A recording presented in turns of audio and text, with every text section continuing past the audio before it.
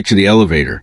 It is a Monday morning in, say, 1983, and the elevator doors have just opened on the 14th floor of a mid-sized office building somewhere in the middle of an American city, Chicago, perhaps, or Houston, or the outskirts of Atlanta. And before you have taken a single step out of the car, before you have looked up from the brushed metal floor numbers to see what the day holds, you have already registered something. Not seen it, not quite heard it, registered it. The way you register a change in weather before you can name the sensation. It is a smell. Cigarette smoke, mostly, but not the sharp, hot smell of a cigarette being lit. Something older and softer than that. The smell of smoke that has been exhaling itself into carpet fiber and drop ceiling tile and the fabric of cubicle partitions for years and years, until it has become less an intrusion than a medium. The invisible atmosphere to which all other office experience moves. Under it, if you are close enough to the small kitchen at the end of the hall, coffee that has been burning on its burner since sometime before 8. And under that, something harder to name, the particular indoor flatness of a building that has been sealed all winter, breathing only its own recycled air. You step out of the elevator and the day begins. This is where we will spend a while together, in this building, on this floor, in this decade. Not because 1983 is the most dramatic year in American corporate history, or because this particular office is exceptional in any way. Quite the opposite. We are here because it is ordinary, because tens of millions of Americans walked off elevators just like this one, every workday morning, for roughly a decade, and moved into a world that had its own customs and its own logic and its own quiet, largely unexamined ideas about what was reasonable and what was required. A world that worked, more or less, by its own lights. And that would look, to eyes just a few years further down the road, like someone that had arrived from another planet. Nothing dramatic is going to happen here tonight. No one is going to explain anything. The interesting thing about the 1980s corporate world is not that it was villainous or stupid, but that it was so genuinely, comfortably itself, so entirely convinced of its own reasonableness, and that this confidence was, in its way, the most remarkable feature of all. The office is filling up around you now, and if you stand near the elevator bank for a moment and simply watch, you will learn almost everything you need to know about how this place is organized. The women arrive first, not because they were required to exactly, but because being there first, coffee already made, messages already noted, folders already pulled and waiting on the right desks, was simply part of what the job was understood to mean. They move through the open central area of the floor with a particular efficiency of people who know their space well. The secretarial pool, it is often called, a term that itself contains a geography. A pool, an open expanse, communal and visible and arranged for the convenience of those whose offices ring the perimeter. The desks here are pushed close together, facing the same direction or turned slightly inward toward each other, and on each desk sits an IBM Selectric typewriter. The good kind, with the little interchangeable ball element that produces clean, professional text, unlike the older manual machines that are still gathering dust in supply closets on lower floors. The Selectric makes a particular sound, a steady, purposeful clatter that will become, by around 9:15, the defining texture of the morning. Not noise exactly, more like the sound of the building thinking. The men arrive a little later, and they move differently through the same space, with a particular quality of not quite seeing it, not dismissively. They would have been surprised, most of them, to be told they were doing anything unusual, but with the comfortable blindness of people who have never been required to see a space as the space it is, because for them it has always been purely transitional, the place you walk through to get to your office. The offices themselves are along the window walls, with doors that close, and they increase in size and appointment as you move toward the corner, where the wood paneling begins and the carpet changes grade. The senior executives have offices at the corners, where 2 walls of windows meet, flooding the rooms with light that the secretarial pool, 20 feet away, will never receive. In some buildings, the ceiling height increases slightly in the executive corridor. In some, the carpet is noticeably thicker. These are not accidents. They are physical language, and everyone in the building, every person who walks off that elevator every morning, reads it without thinking, the way you read a face. The hierarchy of the 1980s American corporate office was not hidden. It was not subtle. It was built into the walls. Somewhere around 8:30, The first cigarette of the morning is lit. This is worth pausing on, because it is one of those things that has become so entirely unimaginable that the imagination sometimes skips over it rather than hold it steady. But hold it steady. In this office, in 1983, smoking at your desk is not a violation of any rule. It is not called for comment. The ashtrays are already on the desks, supplied by the company, emptied each evening by the cleaning staff. The man at the desk by the door, middle management, sales division, been here 11 years, lights a Marlboro before his coat is fully off and pulls the morning's messages toward him with his free hand. The smoke rises in a thin line and bends slightly toward the air vent above him and spreads. By 10 o'clock, there will be a soft, even haze across the ceiling of the pool area. Not dramatic, just present, the way weather is present. No one in this office on this morning is thinking about the health implications of what is happening. The Surgeon General's warnings have been on cigarette packages since 1966, but the science connecting secondhand smoke to harm is still being assembled, and more to the point, it has not yet become part of the cultural furniture, the set of things that reasonable people take for granted. A woman at one of the electric desks, in her mid-20s, does not smoke herself, and there are moments, usually in the late afternoon when the air is at its thickest, when she will press her lips together slightly and think something she is not quite complete into a thought. But there is no language available to her. Yet, for what she is noticing, there is no framework. The word secondhand in the context of smoke is not yet in common circulation, so she does not complete the thought. And the afternoon continues, and the haze spreads softly toward the fluorescent lights. The building itself is a good one, as these buildings go. 12 years old, built with some civic ambition, with a lobby of traveled in marble and a building director of the kind with white plastic letters you push into black felt. The 14th floor was renovated in 1979, which is why the carpet is still relatively new, and the conference room has a projection screen that actually retracts cleanly into it housing. In the utility corridors and around the pipes of the ceiling plenum, above the suspended tiles, runs the building's original insulation, a gray, slightly fibrous material applied with great confidence in 1971, when no one in the construction trade was particularly concerned about it, because the concern was still being gathered by researchers and laboratories, and would not reach the general business press for some years yet. Maintenance staff who go up through the ceiling tiles for electrical work sometimes come back down with a gray residue on their sleeves. No one thinks about this, or rather, and this is a more precise thing to say, no one has been given a reason to think about it yet. The morning has its rhythm, and the rhythm is specific and known. At 9 o'clock, the managing partner secretary. She is called a secretary, always, though she effectively runs the operational life of a man whose time is too valuable to remember anything. Will prepare his morning brief, a single sheet of paper with the day's appointments, the most important of the morning's mail, and 3 or 4 notes flagged from the previous week that require follow-up. She will have done this from memory, almost, having read his calendar and his correspondence so many times that the geography of his working life is as familiar to her as her own. She has been in this job for 7 years. She knows his coffee order. She knows which clients he would prefer to avoid on a Monday morning, and which ones he will always take a call from, even during lunch. She knows that the memo from the regional director in Cleveland will require a response by Thursday, and that the response will be, essentially, the same response she helped draft last March when a similar situation arose. She has an intelligence for this work that is quite real and quite demanding, and the job title on her personnel record is Administrative Assistant II. Her salary is just under $18,000 a year.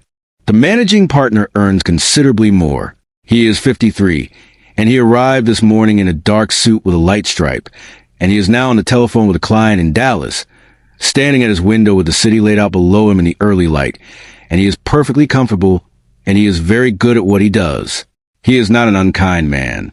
He is the kind of man his particular time and place produced, shaped by certain assumptions that he has never had cause to examine because the world around him has always confirmed them. He assumes, without formulating the assumption, that the woman who runs his daily life with such precision could not do his job. He assumes, without examining it, that she does not particularly want to. He is not quite right about either thing. But the interesting question is not whether he is right. The interesting question is that he has never had to be wrong. The structure of the office has simply never required it of him. Out in the pool, the selectrics are going, and the day is properly underway. The coffee cart arrives at 9:30. It is pushed by a man named Leon, who has been making this circuit of the building's floors for 4 years, and who knows the preferences of the regulars. 2 sugars, light on the cream, black, very hot. The one who always takes a cruller but pretends not to want it, with the same quality of detailed, unrewarded knowledge that the secretary brings to the managing partner's schedule. Leon's route takes 45 minutes, floor by floor, and he has opinions about each floor's atmosphere that he keeps entirely to himself. The 14th is fine. Quiet. A little tense on Fridays. He pours the coffee and makes change and moves on, and behind him the floor settles back into its working hum. There is a meeting at 10 in the conference room with the good projection screen. The meeting is about a product, something being manufactured by a client of the firm, a consumer goods company out of Cincinnati, and it involves 6 people, 5 of whom are men, which is not remarkable to anyone in the room. The 6th is a woman named Karen, who is a junior member of the account team, and who prepared the presentation materials, including the overhead transparencies that are now stacked in order beside the projector. She will present 2 of the transparencies herself, and will field 1 question. The rest of the meeting she will spend listening and taking notes. This is not specifically anyone's instruction. It is simply the texture of the thing. The texture of meetings in this building, in this decade. She writes quickly in a steno pad with a blue pen, and later will type up her notes on this electric at the spare desk outside the conference room, because the meeting produced action items that belong to her calendar, and typing them is how she makes them real. She has an MBA from a good program, completed in 1979. If we try to draw a map of this office, not a floor plan, but a true map, a map of power and attention, and invisible assumption, it would look quite different from the architectural one. The corners with the windows, where the heavy decisions are made, and whose occupants everyone is slightly, constantly aware of. The secretarial pool, without which none of the decisions would be executed or documented or communicated, and which most of the people in the window offices perceive the way you perceive a well-functioning circulatory system. Not at all, until something goes wrong. The conference room, which belongs to no one but which the senior people claim without asking, and which junior people reserve 3 days in advance, if it is free. The small kitchen with its burning coffee, and its unwritten laws about who cleans a pot and who simply leaves it. The unwritten laws matter as much as anything with writing in them. In some ways they matter more, because they require no enforcement. They simply are, the way the social geography of any room simply is, absorbed without instruction by everyone who enters it over time. By 11:30, the mail has been sorted and distributed. The inboxes have been checked and organized. The morning's correspondence has been drafted, reviewed, and in some cases gone through 3 or 4 typewritten iterations. A correction noticed after the envelope was sealed sometimes means retyping the whole letter, because correction fluid, while available, is considered slightly unprofessional on important documents, and the partners are particular about what goes out under the firm's letterhead. The secretary has already learned to type clean, to read the letter for errors before pulling the page from the platen, to hear the letter almost in her head as she types it. It is a skill and a real one, and in 1983 it is not called a skill. It is called typing. Outside the building, the city is doing what cities do at mid-morning. The traffic finding its accommodation, the lunch places beginning their preparations, the light moving around the towers, and catching the windows in that particular way that mid-morning light does, so that the building seem briefly lit from within. Up here on 14, the light reaches only the offices with corner windows, and it falls across the managing partner's desk at an angle that makes the dust motes above his coffee cup briefly visible before the clouds shift and the light closes again. He stubs out his 3rd cigarette of the morning and reaches the phone. This is the world. Not its worst day and not its best. Simply the thing it was. In its ordinary working hours. The norms and the unspoken arrangements and the air that people moved through without question, because the question had not yet assembled itself into anything they could hold. The world works perfectly well by its own logic, and that is the thing worth sitting with. As the morning moves toward noon, and the city outside goes about its business, and its electrics continue their steady, companionable clatter. There was nothing wrong with any of it, by the standards of the day, and that is When you think about it quietly, the most interesting place to begin. Her name is Susan, and she has been at the firm for 7 years. She arrived in 1976, the bicentennial summer, 22 years old and freshly graduated from a state university in Ohio, where she had studied English literature and, in the pragmatic way of young women who understood early what the world would and would not offer them, taken every available secretarial skills course: shorthand, typing, business correspondence, office administration. She could type 85 words a minute with a 2% error rate. She knew Greg's shorthand well enough to take dictation in real time and transcribe it cleanly afterward. She had, in other words, prepared herself with considerable care and intelligence for a particular place in a particular world, because she had looked at the world honestly and understood what was prepared to accept from a woman with an English degree in 1976. The job posting she answered had asked for a female applicant. That was still legal in most states in 1976. It would become less so as the decade progressed, and by the early 1980s most job postings had dropped explicit gender requirements. Not always because the underlying expectations had changed, but because the language had. The expectations sometimes simply moved into the interview room, where they were harder to name and harder to contest.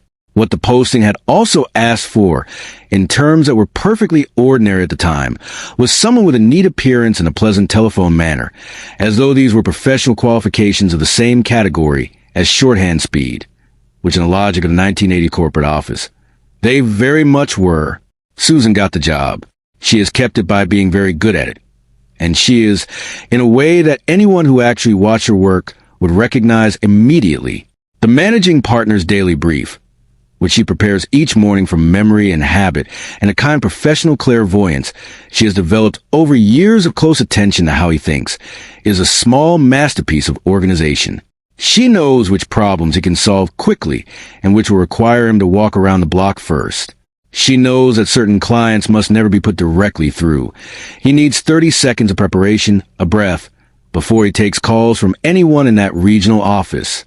She knows that the memo he dictates to her on Thursday afternoons will be, in its original form, about 40% longer than it needs to be, and that she can excise the redundancies in the transcription without him noticing, which she does, and he has never noticed. And the memos go out clean. None of this appears on her job description. The job description says, types correspondence and reports, answers and screens telephone calls, maintains filing systems and appointment calendar, takes dictation, performs related duties as required. The phrase at the end, related duties as required, is doing a great deal of work. It encompasses, in Susan's case, ordering the flowers for the managing partner's wife's birthday, which she has done every year for 6 years because she introduced practice herself, and now it is simply expected. Arranging travel, including once the hotel room for a client whose wife did not know he would be traveling and who required, without quite saying so, that the booking confirm a single occupancy arrangement, mediating without any authority to mediate and with no formal recognition. That she is doing so, the ongoing low-level friction between two members of the account team who cannot be in the same room without the atmosphere developing a particular quality that she has learned to recognize, and managing daily the small social ecosystem of the 14th floor, who needs to know what, when, before the wrong person learns in the wrong way. She is paid just under $18,000 a year, and she has had 3 raises in 7 years, each of approximately 5%, each arrived at without negotiation, because negotiating a salary was not, in 1983, something a woman in Susan's position would typically have known to do or felt she could do without jeopardizing something more valuable than money. This was the texture of secretarial work in the 1980s American corporation, and it is worth understanding how genuinely, structurally strange it was, not by the standards of some imagined future, but by standards that were in fact available at the time, if one looked. A researcher named Rosabeth Moss Kanner had published a study in the late 1970s examining gender in corporate organizations, and what she found, documented carefully in the language of sociology, was a thing that Susan and everyone like her understood from the inside without needing language for it. That the relationship between a senior male executive and his secretary had been absorbed into corporate culture with all the assumptions of a much older domestic arrangement. He directed, she supported, his needs defined the shape of her day. Her competence was in service of his visibility, and his visibility was never in question in a way that hers perpetually was. The term that was sometimes used, without embarrassment, was office wife. It was meant, at least in part, as a compliment. It was meant to convey intimacy, loyalty, indispensability. What it also conveyed, though no one was particularly tracking this, was the assumption that the relationship was essentially personal rather than professional, that it existed on the same unexamined basis as the most traditional domestic arrangement, where one person's contributions are understood as expressions of care rather than as labor with a commensurate value. An office wife was not a colleague. She was a presence, a facilitating warmth, the kind of thing you noticed only when it was withdrawn. There was a movie in 1980 that understood all of this perfectly and loved it and made it very funny. 3 secretaries played by Jane Fonda and Lily Tomlin and Dolly Parton spend the first act cataloging the particular absurdities of their working lives with the precision of people who have had a long time to observe and no previous audience. The film was called 9 to 5, and it made an enormous amount of money, which meant that an enormous number of Americans recognized something true in what it was showing them. They laughed at it, which was a socially available response to something one simultaneously finds funny and finds familiar and has not yet assembled into a grievance. The film ends with the women having essentially remade the office into a more equitable place, temporarily, by accident, through a series of escalating misadventures, and a happy ending arrives before anyone has to work out what it would actually take to sustain it. Karen, the junior account team member with the MBA, saw it twice. She sits now at the spare desk outside the conference room, typing her notes from a morning meeting. And she is thinking, in the fragmented way you think while performing a task that occupies your hands, but only a portion of your attention, about the question of the presentation. She prepared it. She prepared all the materials and the research that preceded them, and the first draft of the strategic framework that ended up on the third transparency, the one that the most senior person in the room said was the clearest thinking he'd seen on this account in months. He said this while looking at the partner who runs the account, who nodded, and neither of them looked at Karen, who was sitting at the end of the table and who had prepared the transparency and the thinking it contained, and who was, at the moment the compliment was delivered, writing it down in her steno pad. She finishes her notes and pulls the page on the typewriter and does not complete the thought, because there is a practical problem in completing it. To name what just happened, to say, even to herself, that her work was used without acknowledgement in a context where acknowledgement would have been meaningful, requires a vocabulary and a framework that the 1983 office has not provided her. The word credit exists, of course, but credit in the corporate world of 1983 flows through hierarchy almost automatically. Ideas produced by junior people in service of projects run by senior people belonged, in the understood logic of the organization, to the project. This was simply how it worked. A law firm associate does not get credit for a brief. A junior copywriter does not get credit for a campaign. You contributed your work to a structure that translated it into outcomes, and the outcomes carried the names of the people at the top of the structure. This was not unusual. In some respects, it was not even wrong. It was simply the way organizations worked, and it was a system that had very consistent winners, and they were consistently not Karen. The ratio of women to men in the American corporate workforce was changing in the 1980s, and changing dramatically. Women had been entering the professional workforce in large numbers throughout the 1970s, and by the early part of the next decade, they made up close to half of all workers. Business schools, which had been almost entirely male preserves even in the early 1970s, were graduating women in increasing numbers. The visible surface of corporate America was beginning to accommodate, or at least gesture toward, this change. There were women in account roles, in legal departments, in marketing, in finance. The walls that had been explicit were becoming less so, which was real progress, and which was also slightly misleading, because the walls that remained were now invisible in ways they had not quite been before, which made them in some respects harder to contest. The phrase that was just beginning to enter the business press in the early 1980s was glass ceiling. It was a useful metaphor precisely because it named the invisible but solid quality of a barrier that you could only fully register by walking into it. You could see the promotions above you. You could understand the requirements. You could meet them as Karen had met them graduating from a rigorous program and performing well across 4 years of professional work, and then arrive at the place where requirements, as stated, no longer quite explain what was happening, where the people continuing to rise were not noticeably more qualified, but were somehow more legible, perhaps more continuous, with some image of what a person in that role was understood to look like. And Karen, looking up through the glass, could see the shape of the thing, but had not yet the language to make it fully visible to anyone in a position to do anything about it. The language was being assembled. Courts were assembling some of it. A Supreme Court case that would reach its decision in 1986, involving a bank and a woman named Michelle Vinson, would finally establish in unambiguous legal terms that certain behaviors in the workplace, behaviors that in 1983 existed in a kind of definitional fog, constituted sexual harassment and were prohibited under existing civil rights law. The term sexual harassment had been coined in the 1970s by activists and legal theorists, but in 1983, it was still not a phrase that most people in most corporate offices would have used with any confidence about what it meant or whether it applied to anything in their building. Surveys conducted during this period found that large percentages of working women reported experiences, unwanted touching, requests for dates from supervisors, comments about their appearance that had nothing to do with professional context, the granting or withholding of opportunity in ways that seemed to track something other than performance, that the surveys asked about in circumspect language, and that the women answered with notable consistency, but that did not yet have a clean, shared name. The name mattered. The name would change what it was possible to say.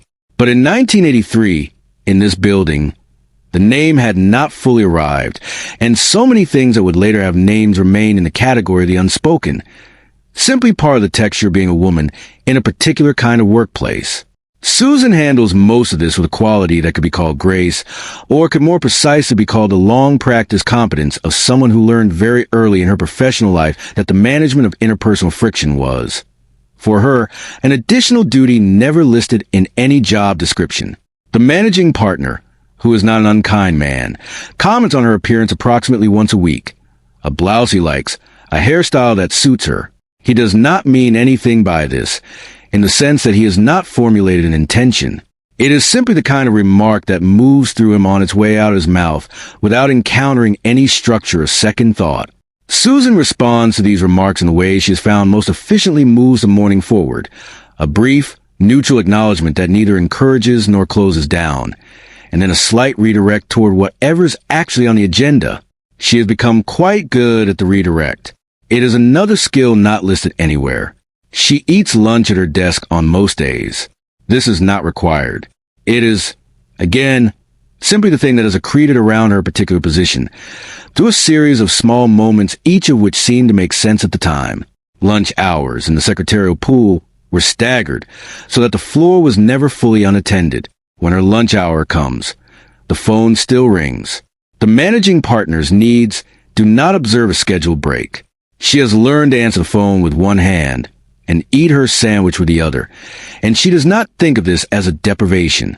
It is simply what the day is. Across the pool, a younger woman named Deborah is on her first month in the job. She is 23, and she arrived with a business administration certificate and a clear sense of what she wanted. This was a step, a door, away into a company she intended to climb. She has read, in a magazine, about women who enter the workforce in support roles and moved upward through them, through persistence and visibility and strategic relationship building. The article was both encouraging and slightly opaque about what strategic relationship building meant in practice, which is a kind of useful vagueness that articles about women and corporate advancement in the early 1980s often achieved. Deborah has started asking questions of Susan, who answers them carefully and specifically, because Susan, who has been here 7 years and has watched carefully and has formed some opinions she rarely articulates, knows something that the magazine article did not quite say, that the doors upward from the secretarial pool were real, but they were narrower than they appeared from below, and they were not evenly distributed, and who you were mattered as much as what you did in ways that were entirely unspoken but entirely operative.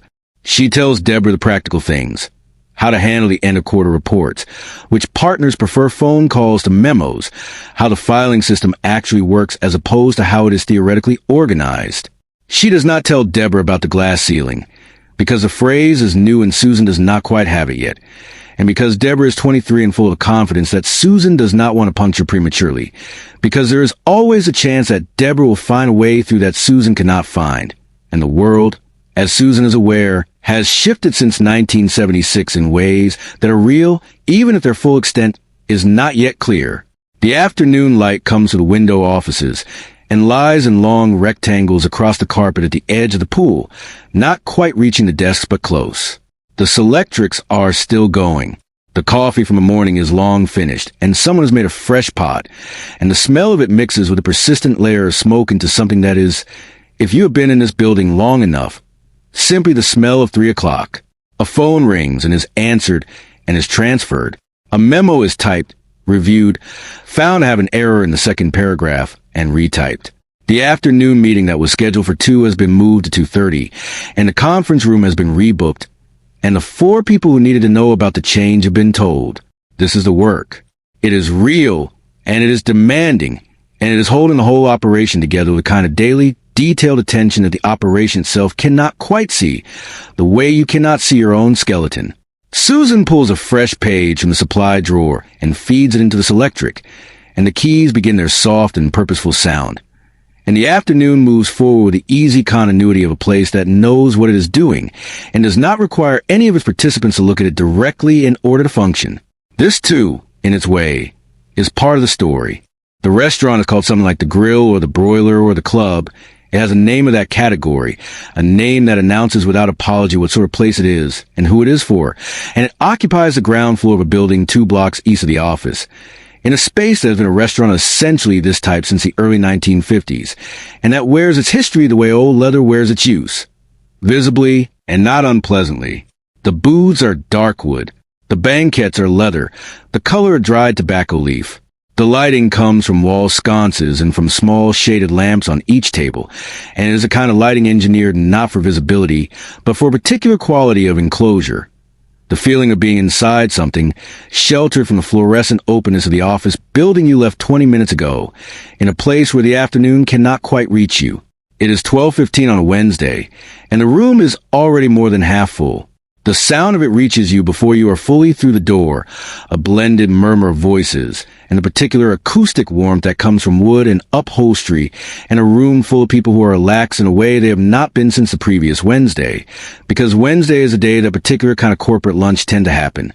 Not because any rule dictates it, but because it is accreted there the way habits accrete, through 1,000 small agreements that nobody planned. The bartender, whose name is Frank and who has been here 17 years, is making a gin martini with the efficient, unhurried movements of someone who has made the specific drink so many thousand times that his hands simply know where everything is. The managing partner arrives at 12:20 with a client from Dallas named Bill. Bill is in town for 2 days to discuss the terms of contract renewal, and last night the managing partner took him to dinner at a steakhouse on the north side of the city, where they ate well and drank well, and conducted approximately 45 minutes of actual business in the course of a 3-hour evening, which is a ratio that would seem on paper extraordinarily inefficient, and which is in practice one of the most time-honored and genuinely functional technologies of American commercial life. The dinner last night went on the expense account under entertainment or client development, with the client's name and company noted in the appropriate column, and it will be reviewed by someone in accounting who will see it and will not raise an eyebrow, because this is what client entertainment looks like, and everyone knows what client entertainment looks like, and the entire arrangement is not merely acceptable, but specifically, intentionally encouraged by the tax code, which since the post-war era has treated business meal and entertainment expenses as deductible in a way that reflects a considered societal judgment about the role of this kind of relationship building in commercial life. President Carter in 1978 had called the free martini lunch a scandal, or something to that effect. The specific phrasing varies by account. In the context of tax reform arguments about what the government ought and ought not to be subsidizing, the business community had responded with something between amusement and indignation, and the lunches had continued because Carter's observation, whatever its merits as tax policy, had slightly misunderstood the thing it was describing.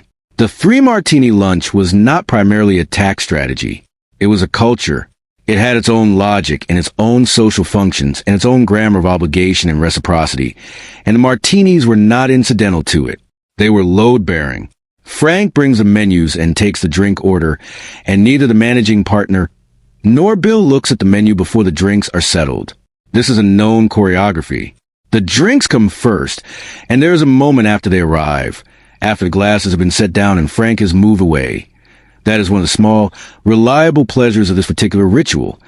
The first sip taken at the same moment, in the same kind of room, with the same unspoken acknowledgement that the morning is over and the afternoon has not yet begun, and for a little while you are simply here, in the warm enclosure, in a booth that fits you like a room you have always known. The managing partner drinks gin, as he has since his late 20s, when a mentor took him to a lunch very much like this one, and ordered for both of them with the easy authority of someone who knew exactly what the situation called for, and it understood, watching the man, that this was one of the things you needed to know how to do, how to be at ease in a restaurant, how to handle a wine list and an expense report, and the particular social register of a room like this, how to turn a business conversation into something that felt, without quite being like a friendship, because a friendship feeling was the point, was the thing that made the client renew the contract and call you first when the next problem arose. And the gin was a technology in service of that feeling. He has never framed it to himself in quite these terms. He simply knows what he is doing, the way a skilled practitioner knows his instruments.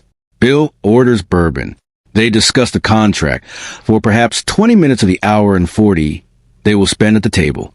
The rest of the time is occupied by the kinds of conversation that look, from outside, like the antithesis of work, but that are, from inside, entirely continuous with it.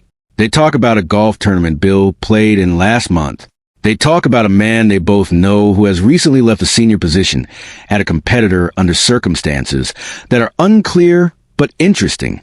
They talk about Bill's son, who is applying to colleges, and the managing partner offers, with what is understood as a meaningful offer, to put in a call to someone he knows at one of the schools on the list. This offer is not a bribe, precisely. It is a favor, the kind of favor that exists in a web of favors. And the web of favors is the substrate on which business relationships are built and maintained. And the lunch is where the web is tended. By 1:30, the martini is finished, and there is a second. This is not remarkable. The restaurant has tables of 2 and 4 all around them with the same general profile. Men middle-aged, dark suits, a bottle of something at the center of the table, or a glass being refilled by a waiter who moves through the room with the quiet attentiveness of someone who understands his function exactly. A few of the tables have 3 people, one of whom is doing the talking while the other 2 listen with the slightly formal attention of people being presented to. There is a table near the window with 4 men who are, by their volume and particular quality of their loosening, on their 3rd round, and they have been here since noon, and it is not yet 2, and they will be back in their offices by 3 with a slightly heightened deliberateness of movement that a person unconsciously adopts when they are navigating a familiar task with not quite right amount of alcohol in them. Their colleagues will note nothing, because their colleagues have often returned from lunch in the same state. Because this is Wednesday. The bottle in the desk drawer is a different thing from a 3-martini lunch, but they exist on the same continuum. Several floors above the grill, in an office building not unlike the one we've been spending our time in, there is a man, call him Richard, who is 51 years old and who has been with the same firm for 23 years and who is, by all available measures, very good at his job. He is a senior partner. He has clients who have been with him for 15 years. He is respected by his colleagues in a particular way that competence, sustained over time, produces respect. Not warmly, not with great visible affection, but solidly, the way you respect a load-bearing wall. Richard has a bottle of scotch in the deep bottom drawer of his desk, behind a stack of files, and he has had something in that drawer in one form or another for approximately 12 years. The drink he pours at the end of the afternoon, when the last meeting is finished and the floor is thinning out and the light through his window has gone particular amber gray of late afternoon in a northern city, is not a secret. It is not quite public, but it is not a secret. His secretary knows the bottle is there. A couple of the partners know. No one has mentioned it, because the implicit understanding, never stated, never required to be stated, is that Richard functions, Richard performs. Richard's clients renew their contracts and refer their colleagues and call him first when problems arise. And therefore, whatever Richard does at 4:30 in his office with his door closed is, in the calculus of this organization, Richard's business. The organization does not have a framework for intervening in the private habits of a person who is, by its own measures, succeeding. The framework that would later exist, employee assistance programs, formal policies, the HR architecture that the 1990s would build, is not here yet. There's only performance, and the performance is adequate. And so the drawer stays closed and the bottle does its quiet work, and Richard goes home at 6. It is worth trying to understand, rather than simply cataloging, why alcohol had this particular relationship to corporate life in the 1980s, because understanding it changes what you see when you look at it. Part of the answer is historical and quite long. Alcohol has been intertwined with commerce and negotiation for essentially the entirety of human civilization. The shared cup is ratification of agreement. The feast is extension of treaty. The tavern as the original business meeting room. The 1980s version of this was not an aberration. It was a continuation. The 3-martini lunch was a direct descendant of the deal sealed over claret in a counting house in Georgian England, which was itself descended from something far older, and the social logic was identical in all its versions. Share intoxication as a form of mutual vulnerability, a way of demonstrating that you are, at least in this moment, not keeping anything back. But there was something specific to the American post-war corporate world, and to the 1980s in particular, that gave alcohol a slightly different valence than it had had before or would have after. The post-war decades had built a corporate culture organized around certain ideas of masculine performance that were under by the 1980s, a kind of pressure. The pressure of women entering professional ranks, the pressure of a changing economy, the pressure of an organizational world that was beginning to ask for types of competence, emotional flexibility, collaborative intelligence, the management of complexity, that did not map neatly onto the models that had produced a managing partner. And Bill and Richard. The culture of corporate drinking was, among many other things, a holding pattern. A place where the old grammar still applied without complication, where you knew what was expected and could deliver it, and the room confirmed you in who you were. The lunch clubs, the private ones, not restaurant exactly, but membership organizations that occupied floors in office buildings or standalone buildings in downtown cores, with dining rooms and bars, and sometimes card rooms and sometimes squash courts in the basement, were the most concentrated expression of this. They had been established in many cases in the late 19th or early 20th century for men of a particular professional class, and they had maintained their membership profiles with remarkable consistency into the 1980s. To belong to the right club was a credential of a specific kind. It announced that you were already inside, that the network was already yours, that the lunch invitation you could extend to a client was an invitation into a room that not everyone could enter. The particular arrangements that many of these clubs maintained regarding who could be a member, or who could enter the dining room, or who could be seated in which section, were by the 1980s beginning to attract legal scrutiny in various cities. New York City had passed a law in 1984 that would eventually be tested in the courts, targeting discrimination in private clubs that were so large and so commercially significant that the private designation strained the definition. In several cities, women who were now partners at law firms and senior officers at financial institutions found that the business lunches they needed to conduct, the lunches that were, as they had always been, part of the infrastructure of relationship building, without which professional advancement simply did not function, could not happen in the rooms where their male colleagues were conducting them because those rooms did not admit women, except as guests, or admitted them through separate entrances, or into separate dining sections, or not at all. The story is often told from the vantage of the excluded, and that story is true and worth telling. But there's another angle that is equally worth holding. The clubs genuinely did not think of themselves as discriminating in the same way that the 1983 office did not think of itself as gendered. They thought of themselves as preserving something, a tradition of fellowship, a particular quality of ease that came from spending time with people who were, in the relevant senses, like you. The logic of exclusion and the logic of comfort were, in this case, the same logic, which is what made it so durable and so genuinely hard to contest from inside. Karen has never been invited to a lunch at the club.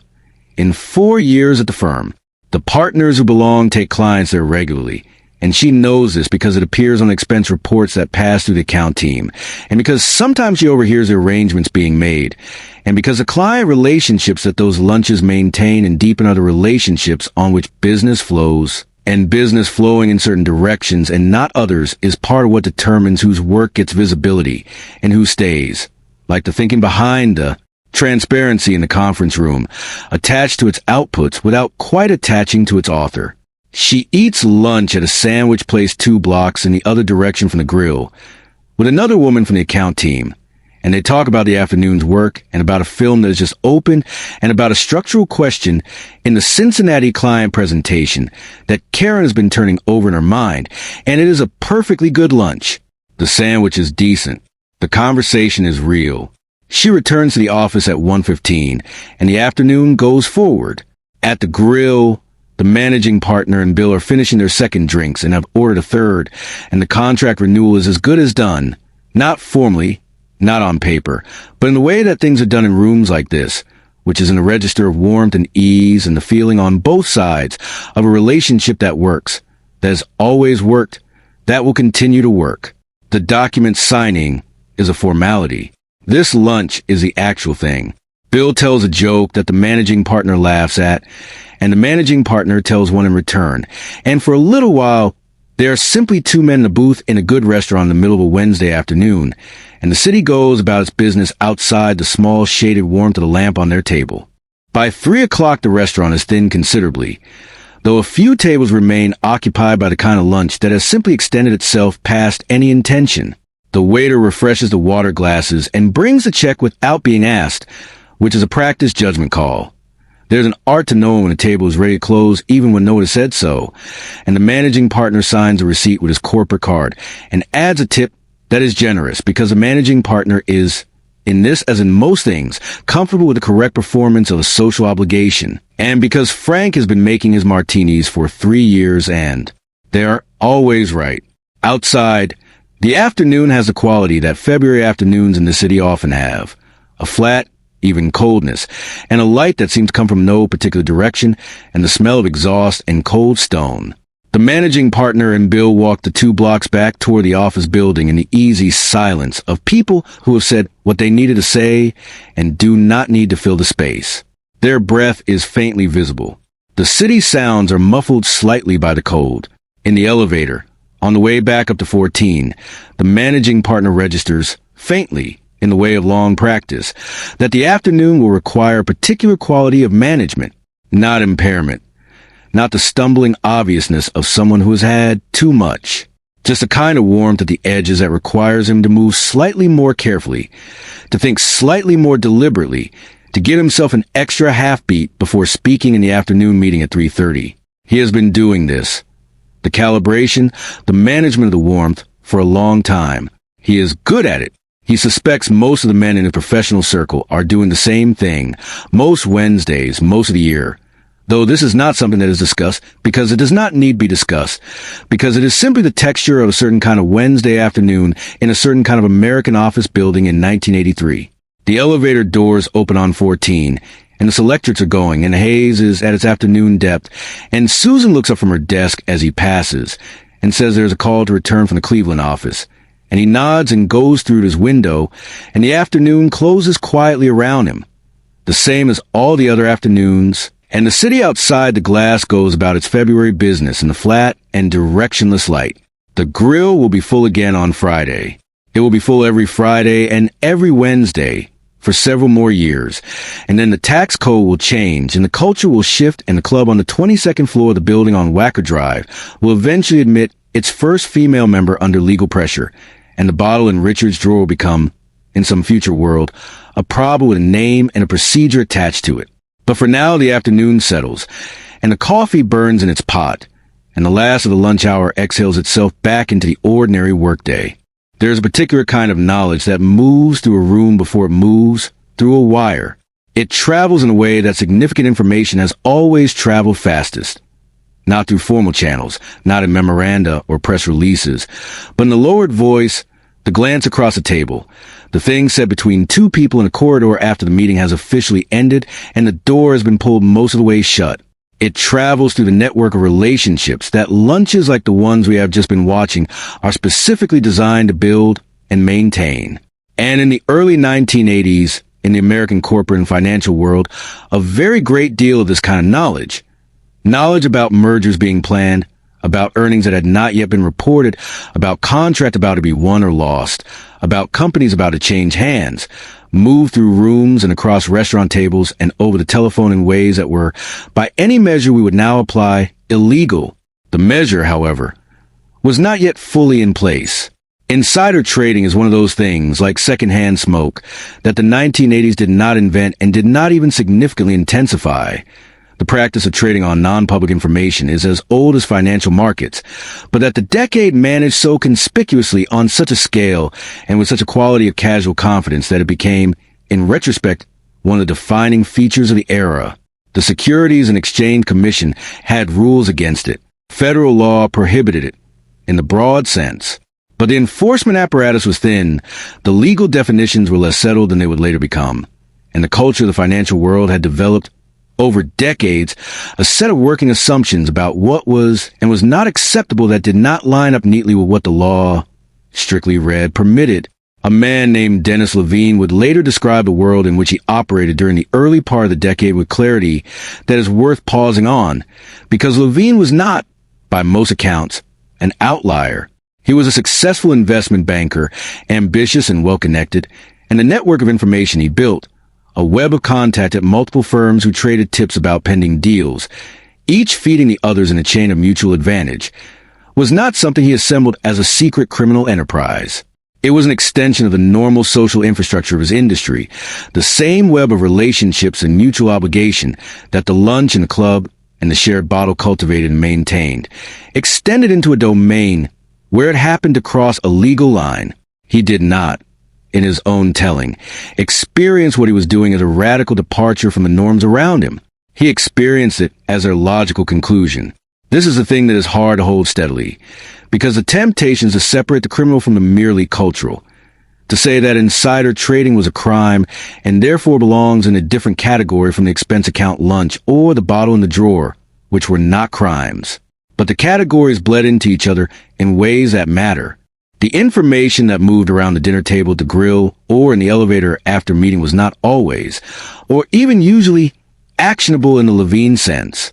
But it existed in the same atmosphere, the same understanding that information was a currency, that relationships were the mechanism of its exchange, that the network you belonged to determined what you knew and when you knew it, and that knowing things first was, in this world, simply what success looked like. The line between knowing something because you were well-connected and using what you knew in ways the law prohibited was, in practice, a line that many people approached without being entirely sure where it was. The legal standard for what constituted insider trading was genuinely unsettled in the early 1980s, with courts and the SEC working through a series of cases that produced decisions sometimes in tension with each other, and full architecture enforcement that would emerge in the crackdowns of the mid to late 1980s, the Levine case, the Ivan Boesky case, the cascading investigations that followed, was not yet in place. What existed instead was a kind of ambient permission, a sense not articulated but widely shared, that the financial world operated on information asymmetry as a matter of course, that this was not a malfunction but a feature, and that the people best positioned to benefit from it were the people who had done the work of building the relationships through which information moved. The Boesky moment.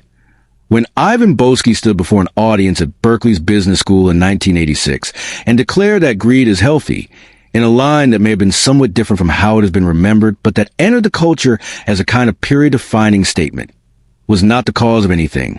It was a symptom.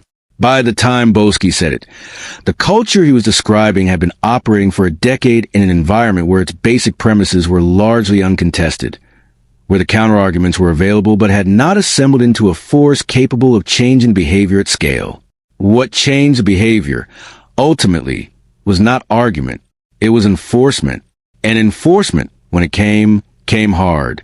But we are still in the early part of the decade, and the enforcement is not yet here, and the atmosphere of the financial and corporate world still carries that particular quality of a place where the rules are understood to be somewhat negotiable by people sufficiently senior to negotiate them. The expense account existed on a similar spectrum. Every corporate professional in the 1980s understood, in a general way, that expense accounts were a privilege and not a right, and that they came with implied limits and required documentation, and were subject to review.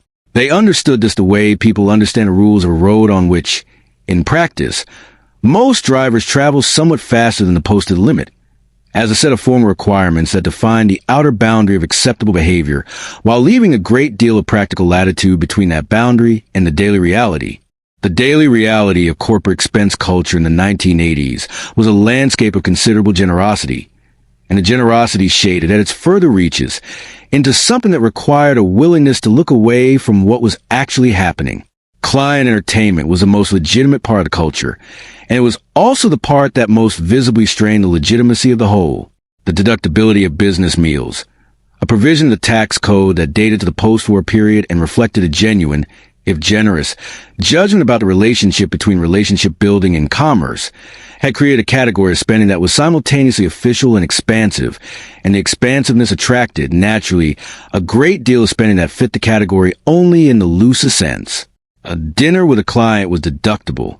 A dinner with a friend who worked at a company that might one day be a client was perhaps also deductible.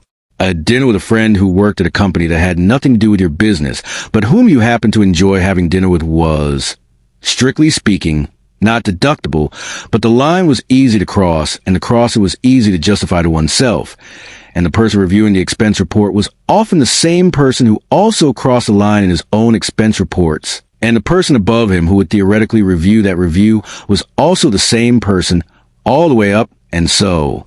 The whole arrangement rested on a kind of mutual, unspoken, and entirely deniable understanding.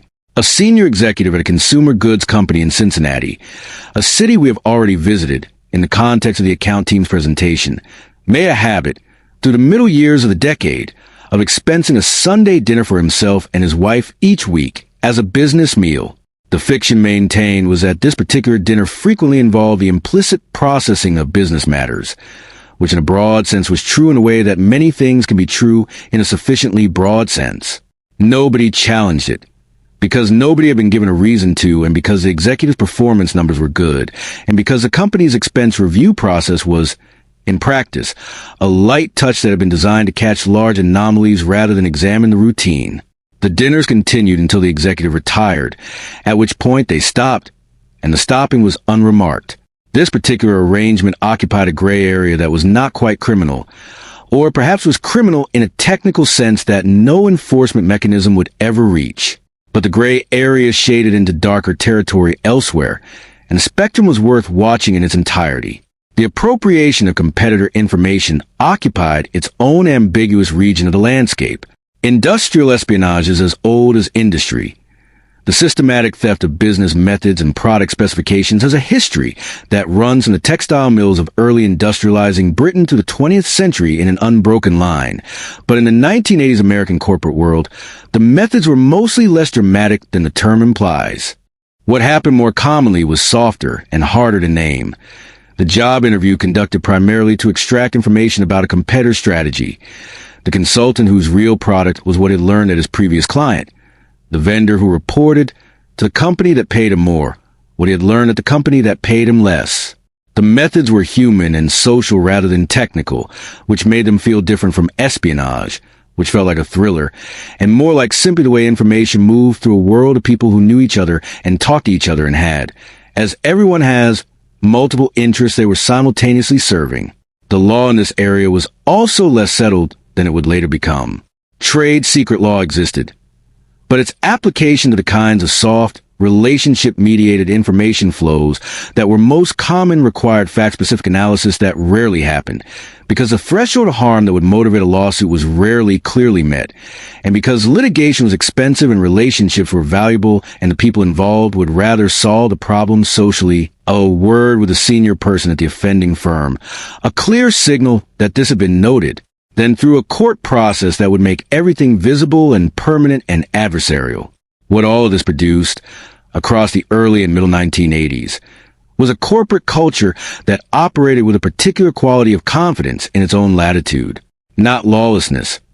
That is too strong and misses a genuine belief, widespread and not entirely wrong, that the rules as written permitted quite a lot of what was being done, but a settled, habitual comfort with a distance between the formal rule and the practical behavior, and a social infrastructure that made that comfort self-reinforcing. If everyone at the table is doing a version of the same thing, the thing normalizes itself without effort. A young lawyer named Patrick, who joined a large firm's corporate practice in 1981 and spent his first years doing due diligence work on acquisition transactions, has described, in the careful retrospective language of someone who has spent time thinking about what he did and did not understand at the time, a particular experience that is worth sitting with. In reviewing the records of a company being acquired, he encountered documentation of payments to certain foreign officials that were characterized in the records in terms that he recognized, even then, as euphemistic. The Foreign Corrupt Practices Act, which prohibited American companies from making such payments, had been passed in 1977, but its enforcement was inconsistent, and its interpretation was genuinely unsettled on the question of what exactly constituted a prohibited payment versus a permissible facilitating arrangement. He brought his finding to the partner supervising the transaction. The partner looked at the documentation. He was quiet for a moment. He said that this was the kind of thing that needed to be reviewed carefully, and that he would handle it, and that Patrick should continue with the other materials. Patrick continued with the other materials. The transaction closed. He does not know. He has said what happened with the finding he brought to partner, whether it was reviewed, addressed, disclosed, set aside, or simply absorbed into the forward motion of a deal that was already substantially complete, and that nobody with the power to stop it had a strong interest in stopping. He did not experience this as a crisis at the time. He experienced it as the ordinary, slightly uncomfortable texture of practice in an environment where the rules were real, but their application was contested, and the people with authority over those applications had interests of their own. He was 27 and new, and the partner was 53 in experience, and the partner had said he would handle it, and Patrick had believed him, or had been willing to believe him, which is not quite the same thing, but which is perhaps all that was available. This is worth saying carefully. Patrick was not, by any evidence, a person of bad character. The partner was not, by any evidence, a person of bad character. The transaction was not, in its broad structure, different from hundreds of other transactions happening in that city and in every other major city in the same year. The thing that was happening was not a collection of individual moral failures. It was a system, a set of norms and expectations and incentive structures and power arrangements that produce consistent behavior across many people in many places. Because systems do that regardless of the individual character of the people inside them. The rules that would eventually clarify and enforce the boundaries more consistently through the SEC enforcement wave of the mid to late 1980s, through court decisions that settled some of the interpretive questions that had been left open, through the gradual development of compliance functions within corporations that had previously left the ethics of their operations to the implicit judgment of their executives, were real improvements. They changed behavior, but they did not change behavior by improving the characters of the people in the offices.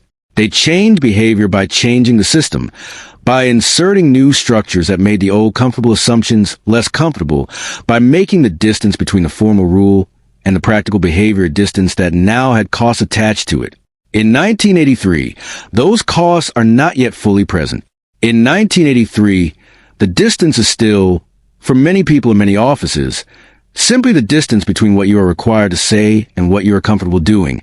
And the two things have not yet been brought into the kind of painful proximity that changes how you move through a room. On the 14th floor, the afternoon meeting at 3:30 has concluded without incident. The account team has agreed on a revised approach to the Cincinnati presentation. Karen's restructured framework, now officially the account team's restructured framework, has been well received. The managing partner, navigating the afternoon with the careful deliberateness of a Wednesday, has made 3 good points and 1 slightly circular one. And the circular one has been received as a good point as well, because he is a managing partner, and the room extends him a slight interpretive generosity that it does not extend to people lower in the hierarchy, and this is not a conspiracy or an injustice in any formal sense. It is just how rooms work when the hierarchy is clear and settled, and has been in place long enough to feel natural. Susan is typing the action items from a meeting, which she has distilled from her notes into 7 clean, assignable tasks, each with a name and a deadline attached. She will distribute them before 5. They will be on the right desk before the day ends, which means that tomorrow morning the day can begin already organized, already knowing what it is doing, already in motion, because that is what she makes possible daily without appearing on any of the action items herself. The light through the window offices has gone to late afternoon gray. The city below is beginning its end-of-day reorganization. The first early departures, the buses gathering their loads at the corners, the particular quality of 5 o'clock light in February that has always seemed the managing partner, though he has never said this to anyone, like the light in certain old paintings of northern cities. Flat and cold and strangely beautiful, lying on the buildings as though placed there with a deliberate and melancholy care. He stands at his window for a moment before reaching for the telephone. Below him, the city does its work in a light that costs nothing and asks nothing, and the day reaches its long, unrushed conclusion, and the things that have been normal all day remain normal, because the morning has not changed them, and tomorrow morning will be the same, and the elevator will open onto 14, and the selectrics will begin. The memo arrived on a Tuesday. This is how it usually happened. Not on a Monday, which might have seemed dramatic, but in the middle of the week, when the ordinary machinery of the organization was fully engaged, when the coffee had been made, and the mail sorted, and the morning already given over to work of continuing to be what it had always been. The memo arrived, and it was routed through the usual channels, and it landed in the usual inboxes, and it said, in the careful, neutrally worded language that legal and communications departments had developed for precisely this kind of announcement, that the company had entered into an agreement. In the conference room on the 3rd floor of the divisional headquarters, a different building from the one we have been spending our time in, a lower building in a smaller city, a building that smells less of expensive carpet and more of machine oil, and a particular mineral coldness of a structure built close to a river, a department head named Jerry reads a memo twice, and then sets it down on the desk, and looks out the window at the parking lot where his car is parked and thinks, in the uncompleted way of a thought that is too large to finish quickly, that he is not entirely sure what has just happened. He is 44 years old, and he has worked for this company for 19 years. Since he was 25, and the company was a straightforward regional manufacturer of the kind that the post-war American economy had built in very large numbers, organized around a single industrial process, embedded in a specific geography, employing several hundred people from the same city and the surrounding towns, and understood by everyone who worked there to be, like the river, like the hills to the west, like the particular smell of the air in this part of the state, simply part of the permanent landscape. The landscape, it turns out, was not permanent. The leveraged buyout had been a feature of American financial life since the 1960s, but became, in the 1980s, something qualitatively different from what it had been before, different in scale, different in ambition, and different in the mechanism by which it was financed. The mechanism was junk bonds, or more precisely, high-yield bonds, debt instruments that offered higher returns to compensate for a higher risk, and that had been assembled into a functioning market largely through the efforts of a man at Drexel Burnham Lambert named Michael Milken, who operated from an office in Beverly Hills and who built, over the course of a decade, the financial infrastructure that made it possible to borrow very large amounts of money against the assets and projected cash flows of companies that had not yet been acquired. This sounds and is technically complex, but the human logic of it is simple enough. Milken's innovation meant that a buyer who did not have the money to buy a company could nevertheless buy it, using borrowed funds that would be repaid, in theory, from the profits generated by the company once owned. The company was a collateral for its own purchase. This changed what a company was, in a specific and consequential way.